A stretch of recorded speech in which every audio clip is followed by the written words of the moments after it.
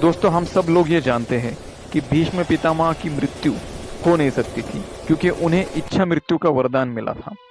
लेकिन फिर भी ऐसी कौन सी घटनाएं घटित हुई कि जिनकी वजह से उन्हें मृत्यु को स्वीकार करना पड़ा।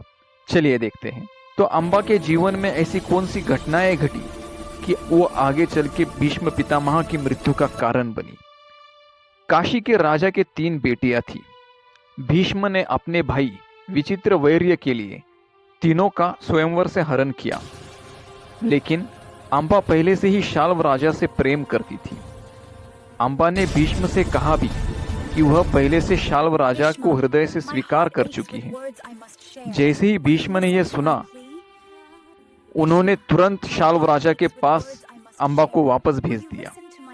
लेकिन शाल्व राजा पहले से ही ये मान चुके थे कि इन तीनों को भीष्म जी लेकर चले गए हैं।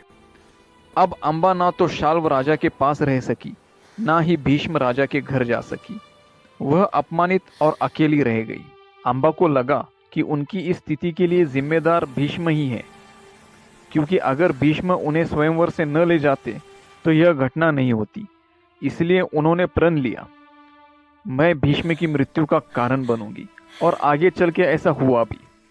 अम्बा ने लंबे समय तक तप किया और भगवान शिव को प्रसन्न किया।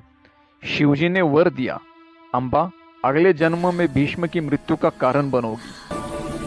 अम्बा ने आत्मदाह किया और अगले जन्म में पांचाल राजा द्रौपदी की पुत्री शिखंडी के रूप में जन्मी। शिखंडी को बाद में पुरुष का रूप भी मिला। भीष्म पितामह ने पहले ही प्रण लिया था कि वे स्त्री पर कभी अस्त्र नहीं उठाएंगे, क्योंकि शिखंडी पिछले जन्म में अम्बा थी। भीष्म उसे स्त्री मानते थे। कुरुक्षेत्र के युद्ध में अर्जुन ने शिखंडी को ढाल बनाकर भीष्म पर वार बरसाए। भीष्म शिखंडी पर वार नहीं कर सकते थे, इसलिए असहाय रहे। इस तरह भीष्म के गिरने और मृत्यु का कारण अम्बा यानी शिखंडी बनी। इस प्रकार अम्बा की दुख भरी घटना ही भीष्म की मृत्यु का मुख्य कारण बनी।